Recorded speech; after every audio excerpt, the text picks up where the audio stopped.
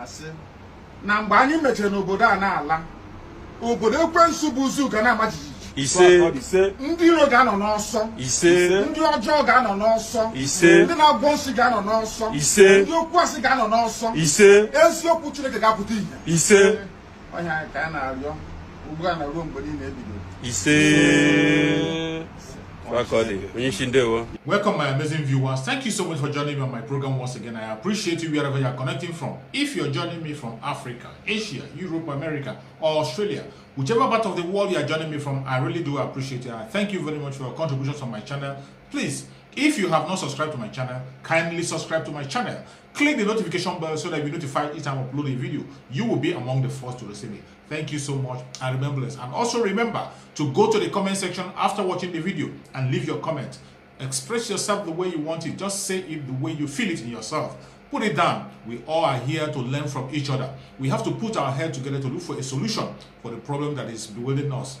It is not just about the Southeast. It is not just about the Southwest. It is not just about the Middle Belt. It is about every one of us. It doesn't matter your tribe. It doesn't matter your location. It doesn't matter your religion. It doesn't matter where you belong. We have a single problem. We all have a single problem. And that problem is what we are trying to deal with. We have a single enemy. And that enemy is what we're trying to deal with. We are not preaching against any tribe. Neither are we preaching against any person. Neither are we preaching hate speech. What we are preaching is survival. We are preaching freedom. We are talking of referendum, the right for us to decide our fate. That is our message. And we will not allow the media to hijack the information. We will not allow them to change the narrative. They always try to tell the story in the way that it will favor them, not us. They always change the narrative. They try to be politically correct in the process, and they try to change everything and make the oppressors the victim. That is what we will never agree to. That is where we are all using our platform at every time to speak up. You can use your own platform, no matter how big, no matter how small. Speak up. If you cannot speak up, share the videos you get from the Biafran agitators, the videos you get from Oduduwa agitators, the video you get from other agitators in that very southern part of Nigeria. Share it, let it go wild. You never can tell who the video will come into his hands, so that they will know that we are speaking, that we'll sell it in case when we begin to act, because we are going to act very soon. Very, very soon. The southern part of Nigeria is going to take charge. Today, we are going to talk about our common enemy. The southern part of Nigeria have a common enemy. In extension, every indigenous tribe in that very contraction called Nigeria has a common enemy. And that common enemy is the Fulani cabals. The Fulani cabal, starting from Ottoman Danfodio, who planted this fruit of hatred, who planted this fruit of hatred, and that fruit have germinated and grown to many seeds. Those are the people we are talking against. Those are the people we are speaking against. Those are the people we are standing against. We are not talking about the ordinary people. We are not talking about the ordinary Fulani who doesn't know his left or right. We are talking about their cabals who are polluting them with religion, polluting them with different kinds of messages in their head. The fight that we are facing, the battle we are not facing, is not the battle of religion. It is the battle of Fulanization of Nigeria. These people are coming together to Fulanize Nigeria, to take Nigeria as their own home. Meanwhile, they are not just coming to take Nigeria, they are coming to kill the indigenous people and take over the land. It is not a joke. It is not a child's play. We are not making it up. They always boast about it, and they have said it in so many occasions. When you know about the killing that was happening in Benue State, when the killing was happening in Benue State, the Mieti Allah came out to claim responsibility of the killings in Benue State. They came out to claim the responsibility. The news is every day, everywhere. You can make inquiries, you can see the videos. I would have shared the video with you, but I will not have time to share those videos with you. In next time, I will share the videos with you for you to see that they actually claimed responsibility. It is not that we're making it up. So, every killing that you see that happened in Nigeria that is committed by the Fulani herdsmen, who have been renamed now to bandits, is being sponsored by the deity Allah. And they are the fourth most dangerous terrorist group in that very contraption called Nigeria in the world. They are the number four most dangerous terrorist group in the world. They are in Nigeria. And the funniest thing that they are the part of the government of Muhammadu Buhari. They are stakeholder. Maybe when we say they are stakeholder, you think we're making it up. Media aid of the president came out to tell us that Mieti Allah is a stakeholder in the government of Muhammadu Buhari.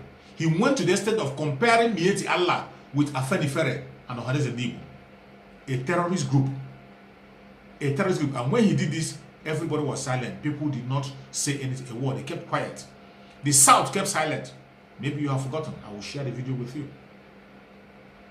The Mieti Allah group is like your own Ohanese or Afenifere. It's just a cultural group. It's not, but there are criminals within the Yoruba race, and you cannot say because they are Yoruba criminals, then Afenifere is a band of criminals.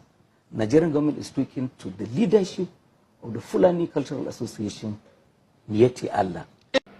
The South kept quiet when a terrorist organization was openly declared a stakeholder in the government of the contraction called Nigeria.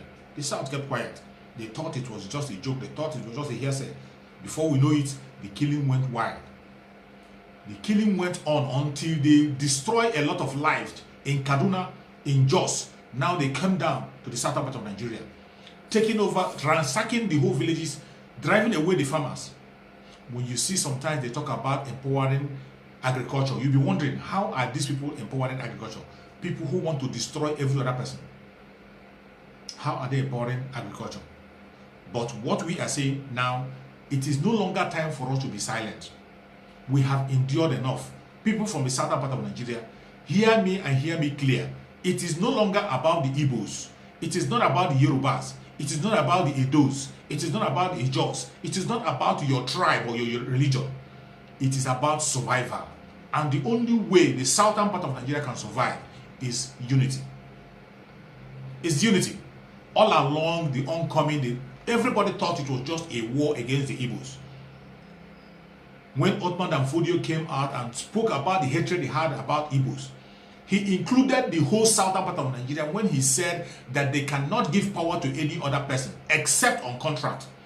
He even mentioned a foreigner before naming Nigerians, the indigenous people. That is to show you that the hatred is not just to the Igbos. These people are coming with domineering attitude. The domineering of the Igbo that they have been preaching, the lie that they have been spreading everywhere, telling you that Igbos are domineering, they actually were the people who came with that message of domination. They have done that to the Hausas. They destroyed the Hausa tribes and killed all their leaders and took over the Hausas. Today, instead of recognizing Hausa as one of the three major languages, they are forcing Fulani to be a major stakeholder in Nigeria. People who are foreigners. Fulanis are foreigners. They are not Nigerians. Hear me and hear me clear. They are not Nigerians. And the struggle is against the indigenous tribe and the Fulanis. Why we are insisting on the southern part of Nigeria is because the indigenous tribe in the north have been overtaken by these Fulanis. It will be very difficult for them to join the fight. Either they are fighting silently. They might be fighting silently, but the southern part of Nigeria do not have to fight silently. We have to fight it loud, open, and clear. That is why we are calling for the unity of the southern part of Nigeria. The whole southern part of Nigeria has to come together. This divide and rule system can never work anymore. If we want to survive, when you think that the fight is against an Igbo man, that they want to destroy the Igbos so that they can empower you, you are mistaken. You are selling your soul to the devil. And before you know it, you will even go to the grave before the Igbo people. If you think that it's because of the Yorubas, the Oduduwas, that they are fighting, that because you want them to subdue the Yorubas, they subdue the Oduduwas, so that you, the Biafran, or whoever you call yourself, will be empowered, you are wasting your time and you are selling yourself to the devil. Before you know it, you find yourself in your grave. If you are think because you are from Edo State, you are from the Edo, and you don't want to join the struggle because when you enjoy the struggle, either you empower Oduduwa or you are empowering the Biafran. It is about the Biafran. It is not about them. It is about yourself. Go and check how many people that have been destroyed in Edo State today. How many villages have been taken over? What is happening? You can't do that alone. This is the time for all of us to unite. It is about us. That is why you have to be very, very careful about the people you listen to and the message you listen to these days. They are going to come with a lot of propaganda. They are already coming. They are already coming with propaganda. If you meet any channel or anybody on his channel preaching against each other in this very place, called in this very present situation, any channel that is talking about tribal sentiment in the South, stay away from such channel. No matter how the kind of follower the person has, go away from that person. Anybody who is still busy talking about Ishakiri and Edo, talking about Edo and the Igbo, talking about Igbo and Oduduwa, Yoruba, talking about Yoruba and Ijo, talking about Ijo and Igbo. Stay away from those people. They don't mean well for you. These are agents of the Nigerian states. These are agents of the Fulanis, and they want to make sure that that unity continues. This is why I respect Mazi Nnamdi Kanu so much. Mazi Nnamdi Kanu started his message from the grassroots. People say that Mazi Nnamdi Kanu is not consulting. Let me tell you, those who are talking about consultation are those of them who are missionaries in the hand of the Janjaweed. The so-called elite who has been betrayed for the onset, they are the people who are talking about this very consultation. Somebody like Edwin Clark talking about consultation, somebody who you know have benefited a lot from the suffering of his own people, let alone talking about the Southeastern region. From the Civil War, you saw him in the latest video he made. He confessed that after the Civil War, he went with their governor or whoever he called him, that two of them went to greet Gowon for defeating Biafra. And Gowon turned them out and told them that there's no victor, no vanquish. Go and watch the video again, you will see it. He went to greet Gowon for overcoming Biafra after the Civil War. A Biafra that is thinking good for his own side, which his own region are part of. The second in command is from his own region. But he was fighting along, betraying Biafrans. These are the people who are talking about consultation today. If you see the other group that are talking, these are the people who are eating from the sweat and the death of their own people, selling their own people. They are the people talking about consultation. But when you talk about the grassroots, the real original indigenous, the ordinary people, they understand what is going on and they are all following along. There is no tribe in that very side. I'm talking about the Southeast now. There is no tribe in the Southeast that you do not have members of IPOB who are grassroots, who knows what is going on and who are not pleased with the situation. It is not about domination. The message is for the South to free themselves. After then, we can now have our individual nations. It doesn't, even if you are 5 in number, you can have your own nation. You can have your own nation in Biafra. But what matters now is the freedom from the hand of this caliphate. What matters now is how to save ourselves from the hand of this caliphate. That is what matters. Your tribe or your religion doesn't matter now. As long as you're from the southern part of Nigeria, you have to stop speaking about tribe, stop speaking about tribe, stop speaking about religion. What matters now is how you are going to save your life and the life of your unborn children. And you cannot do it alone. The Igbo man cannot do it alone. The Yoruba man cannot do it alone. The Ijo man cannot do it alone. The person from Edo cannot do it alone. We all know we can't do it alone. This is the system that I have used to subjugate us. It is high time we wake up from our slumber and stop thinking on that direction.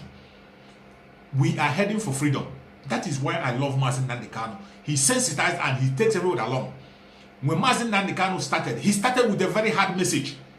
A very strong hard message, which it is not everybody can preach. If you are not pure and clean, you cannot preach the message of Mazi Nnamdi Kanu. He was able to carry it because he was pure and clean. Has nothing to do with their politics, has no closeness with any politician. That was why he was neutral and was able to preach his message. And when he got everybody awake and people, some woke up out of anger. Some wake up because they were insulted. Some wake up because they felt they were insulted. Some wake up because what Mazi Nnamdi Kanu said. But at last, everybody was awoke. I bless God for our brothers in Yoruba land. The Oduduwa people, they are fully awake. Everybody is awake because of the message of Mazi Nnamdi Kanu. After everybody got awake, the unity started. And Mazi Nnamdi Kanu started the message of unity before he had a problem. That message, the message of unity that scared the Janjaweed to their feet. That is the most terrible thing that Mazi Nnamdi Kanu has done to them that they are scared of. Creating the unity in the southern part of Nigeria. It is because of the message of you and I that made the southern governors, for them to have something like a southern governor coming together to speak in one voice. What you think is just a joke? It is because of the unity they saw in Oduduwa and Biafra. When they saw that Sunday Igboho was fighting very hard and strong for the Yoruba people. Not just fighting for the Yoruba, and fighting along with the Biafrans, supporting Mazi Nnamdi Kanu following on. They saw the unity coming. They had no choice than to follow the same suit. The southern governors came together and they issued a communique. And you see, since then, things has not been the same anymore. Things has not been the same anymore. We have a common enemy. And they will throw everything possible at us. They will. A lot of propaganda is going to come. Some are already coming. And do you know the people are going to use? They are going to use those people you think that they are educated. Let me tell you, mind people you listen to. Don't listen to people because they are educated. Do not listen to people because you feel they are older than you. Do not listen to people because you think that they are rich. Do not listen to people because you think that they have some pieces of paper they call qualification or whatever, or certificate. Listen to people because they are saying the right thing. And first of all, listen to your inner mind, your conscience. Always follow your conscience. Each and every one of us is blessed with a common sense. You have a common sense, I have a common sense. Even though common sense is not common. Some people have thrown away their own. Before you follow anybody in any platform or listen to anybody, make sure you first of all follow your own conscience. If you see anybody talking against any tribe in that southern part of Nigeria, as is stated now, preaching against any tribe, stay away from those people. They don't mean well for you. Anybody preaching against tribe, stay away from them. As long as the way things are going now, the way things are, the only way for us to survive is for the southern part of Nigeria to get united together. And Biafrans, as usual, have taken the lead, carrying every other person along. It doesn't matter how you look at it. It doesn't matter how you take it. You can be envy. You can be saying whatever you do. But the truth is what I'm telling you. Everybody is carried along. Everybody is coming along with the message of unity, to fight along, to face this one common enemy, the Fulani Janjaweed. They are the common enemy who want to take out the southern part of Nigeria. And they boast about it. They are not hiding it. They don't hide it. When they speak about it, they don't hide it. They say it in the open. They talk about it. They do whatever they want to do openly. They don't hide it. You see the way they are threatening the southern part of Nigeria. Since the governors came together and make a communique, when they made that communique, what did they say? The only thing that we are demanding is a legitimate demand. Legitimate demand. They went in a meeting and found out that the most important thing to do is, first of all, to curb the killing and the movement of the killer herdsmen is to stop open grazing. They came out and banned open grazing. The Northerners saw it as a challenge against them, as a fight against them, instead of looking at it the way it's supposed to be. After all, even in the North, most of them were banning open grazing at the same time. But because the Southerners came together to issue that communique, they became scared. They became afraid. They became afraid of the unity of the South. All of them rose up. If you watch the way they were speaking, one after the other, the way they were speaking individually, you will know that these people do not mean well for you that is from the southern part of Nigeria.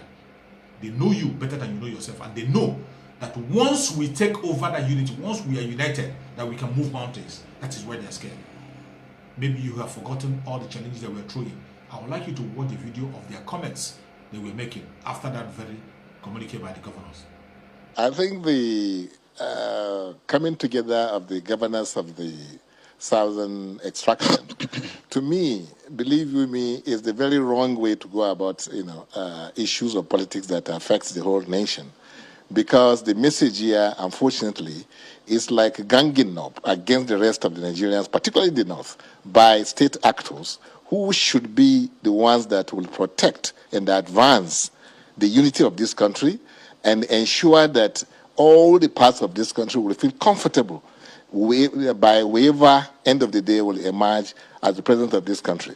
But if you go the way you are going and you have all the things listed in the communique or in their meeting, it seems to be a kind of ganging up against the North. When you look at the grazing, you look at the insecurity, you look at the issue of politics 2023, how can we have elected officials, governors for that matter, coming out in this manner to emphasize things that divide us, not talking about things that unite the country? I mean, it beats my imagination. And it's unfortunate that we don't have governors today coming together on issues of principle, that maybe that we are progressives or we want a progressive government in this country, or we belong to a particular ideological leaning and therefore we want to entrench that kind of politics in the country. But what we are hearing is that it's like these governors are not anything better than Igboho or or Kanu or any person that is not elected to protect the nation. So I'm disappointed, really, to say the least, because by now we shouldn't be talking about these dichotomies that have nothing to do with good governance. You know, you talk about North, you talk about religion, you talk about where you come from, and you are talking about fairness. I think we are getting it wrong. And the earlier these governors wake up to their responsibilities of ensuring that this country becomes stronger as one indissoluble, and one united country, the better for everybody. The way they are going will even kind of scare the North. And the North, don't forget that the North, in fact, controls, the largest chunk of the vote that you want to use to become the president of this country. Except if they are talking about president of Southern Nigeria, not the president of Nigeria.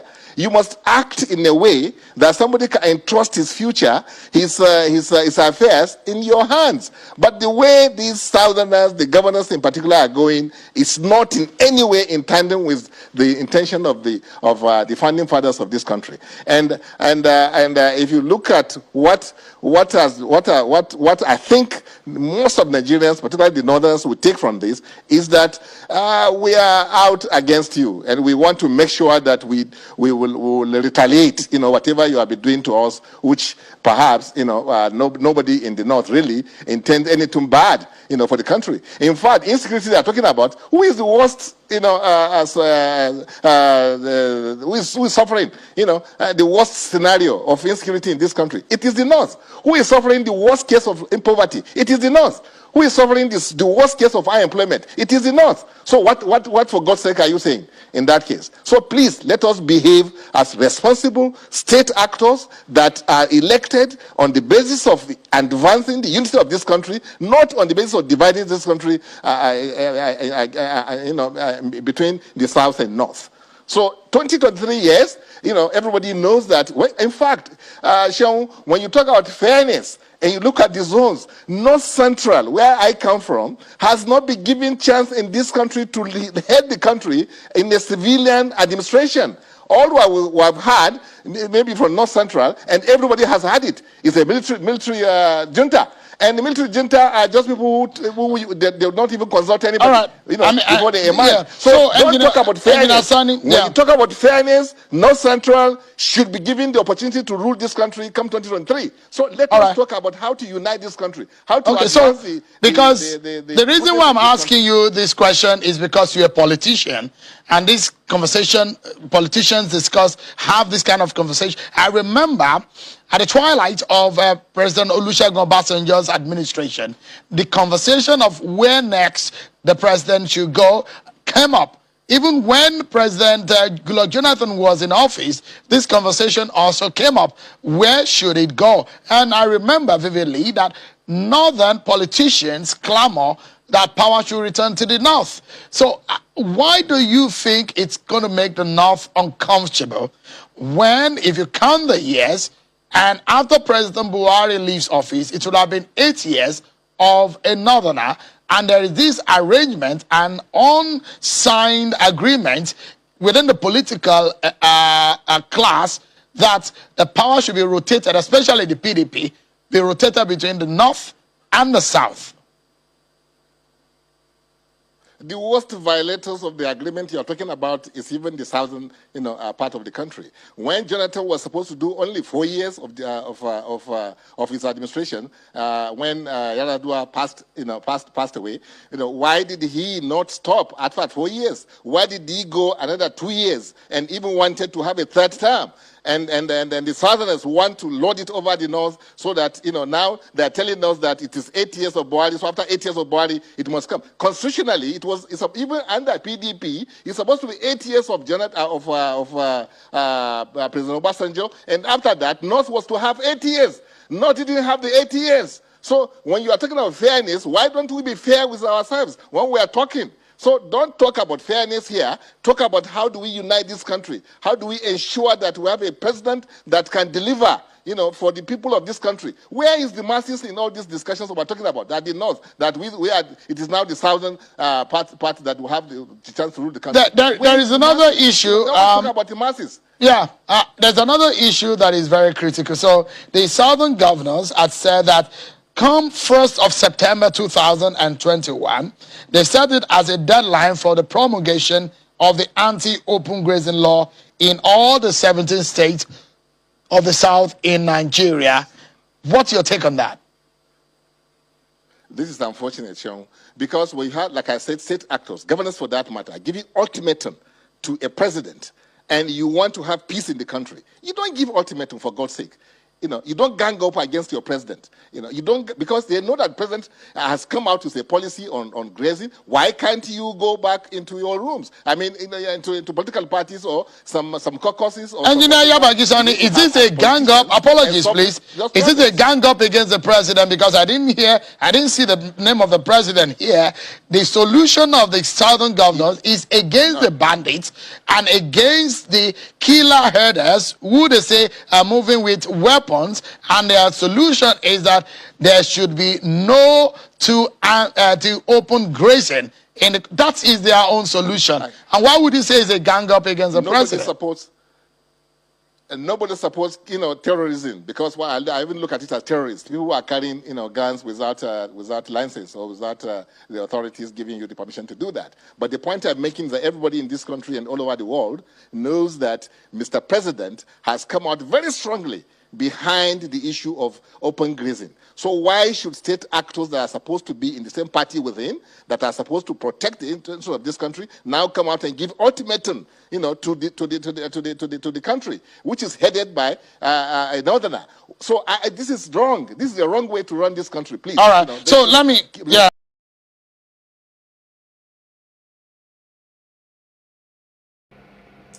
There are so many videos where they came out to brag and speak just because of that single communique. A communique that has not even been carried out, that we are even saying that it's not strong enough, but they are already afraid and shaking. The only thing that will make us to survive in this contraption is what? Unity and nothing more. We have to be united now more than ever. Do not listen to anybody preaching tribe in that very section of Nigeria, the southern part of Nigeria. It is not about tribe this time. It is not about your religion.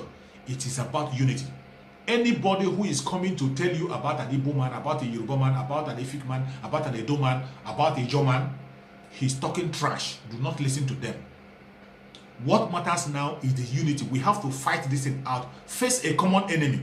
When we get our freedom and come back home, we can sort out our difference. And there is no difference in us. We will have our independence individually. We will write our constitution on our own and practice that secular system within us the way we want to practice it. The North is not ready for any secular system. Already you can see they are practicing their Sharia already, forcing their Sharia on us without consulting us, without taking us into consideration. They are already practicing their Sharia in a country that is supposed to be secular, a country that we own together with them. They don't see that as something wrong. But because the southern governors made a demand to secure the southern part of Nigeria, they became scared and became angry all over. What does that tell you? The unity of the South is very important. Important now more than ever. If you have not started talking, start talking. Start using your platform to broadcast the message and say it the way it is. May Chukwu Kabiama bless Mazen Nandekano. May Chukwu Kabiama bless Sunday Igboho. May Chukwu Kabiama protect Mazen Nandekano, give him good health wherever he is. May Chukwu Kabiama protect Sunday Igboho and save him wherever he is. Every other person that is fighting a legitimate cause of the survival of the South, may Chukwu Kabiama guide and protect you. Long live Biafra, long live Oduduwa, long live everyone that is fighting for his survival in that contraption called Nigeria. Thank you so much for watching wherever you are watching from. And remember,